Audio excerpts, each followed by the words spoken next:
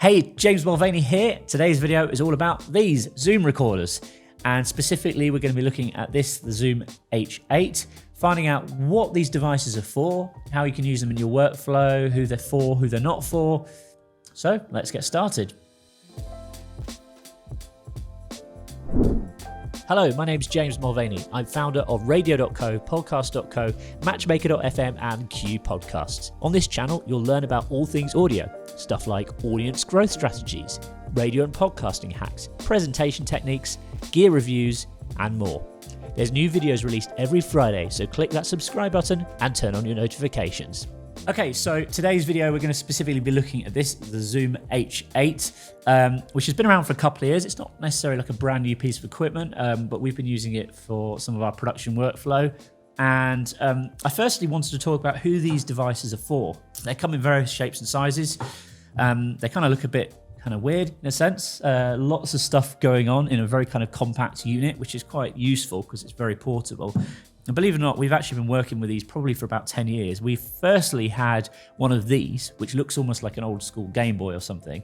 Couldn't find it. I think we've got it knocking around somewhere still. But this was a Zoom H4n, and this was probably released, I don't know exactly when, but we certainly remember using it probably about 10 years ago, in like 2012, 2013, when we first started getting into video as a company. And the idea of this was it provides a portable recording device with XLR inputs, because a lot of the time when you're working with video cameras, they don't have XLR inputs, but most professional mics you use, whether they be, if there's something like this, a Shure SM7B, or if it's like a shotgun microphone, they have got XLR connectors. So most of the time you want to be recording your audio onto something that's kind of got a good clean XLR connection. But prior to that, how would you power an XLR microphone? Well, you might use an audio interface, or you might use a more expensive preamp or something like that. The difference between a lot of the Zoom devices versus other devices out there on the market is that Zoom always seem to come with these built-in microphones, and these are actually really good quality, and this is not what is known as an XY pair.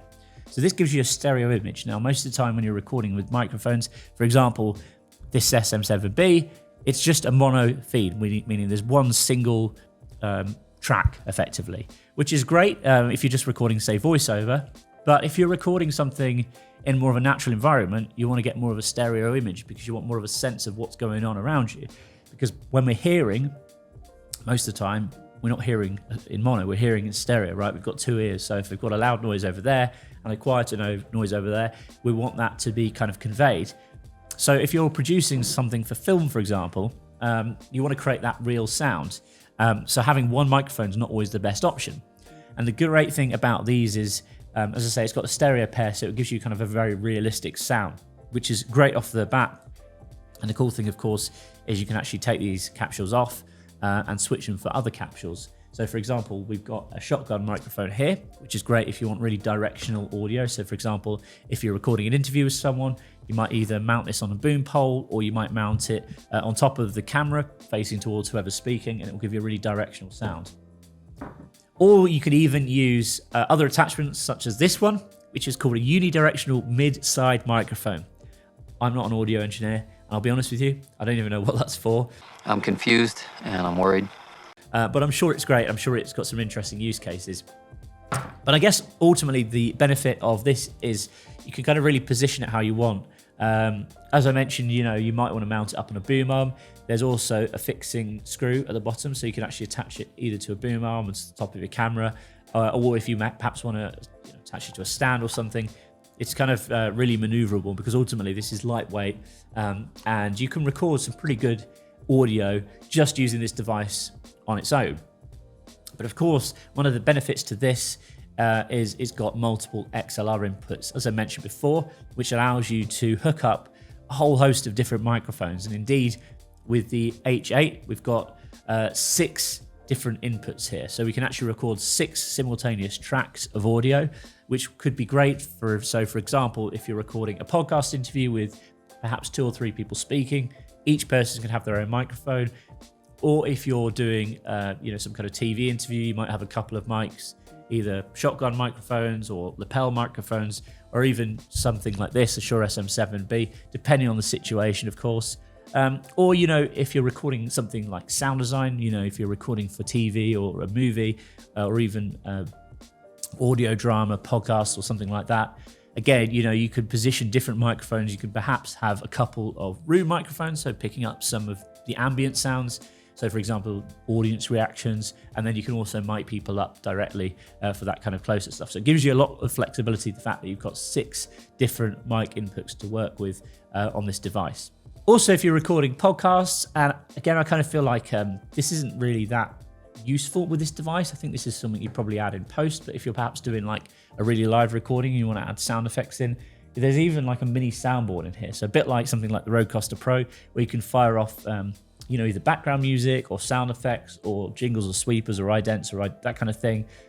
There's some buttons here which will actually allow you to program in and fire off sound effects on the go, and obviously they'll be added to another track as part of your recording too, which again, it could be useful. Personally, I think most of the time we're producing podcasts, we'll add that sort of stuff in post anyway. So I don't know how often those kind of features will get used on a portable device like this, but at least to know it's handy that they're there.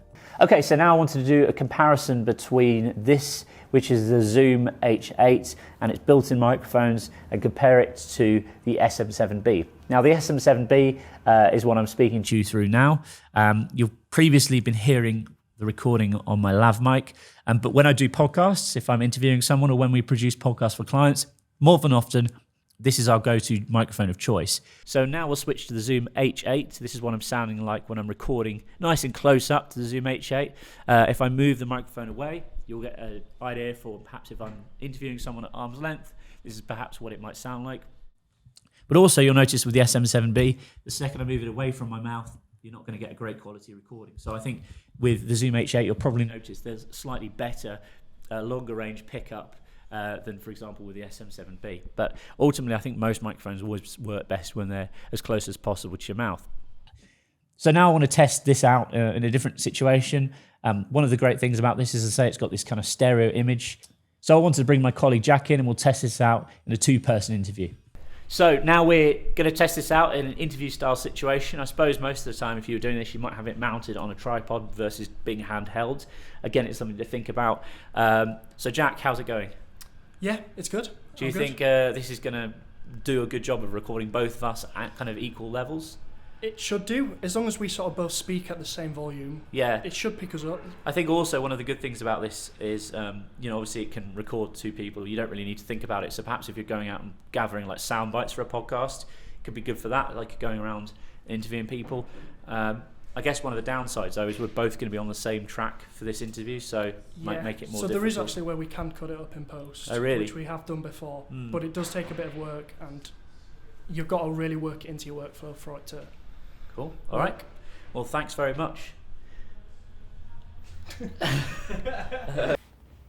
So now we've changed the microphone capsule, and I wanted to give you a demo of what this sounds like. This is a shotgun microphone. This is the SSH6, and most of the scenarios this would be used for, I suppose, would be film interviews like what we're doing now. Quite often, instead of having it mounted sort of so obviously in front of someone, you might have it up above someone, either on a boom arm or actually on a fixed stand.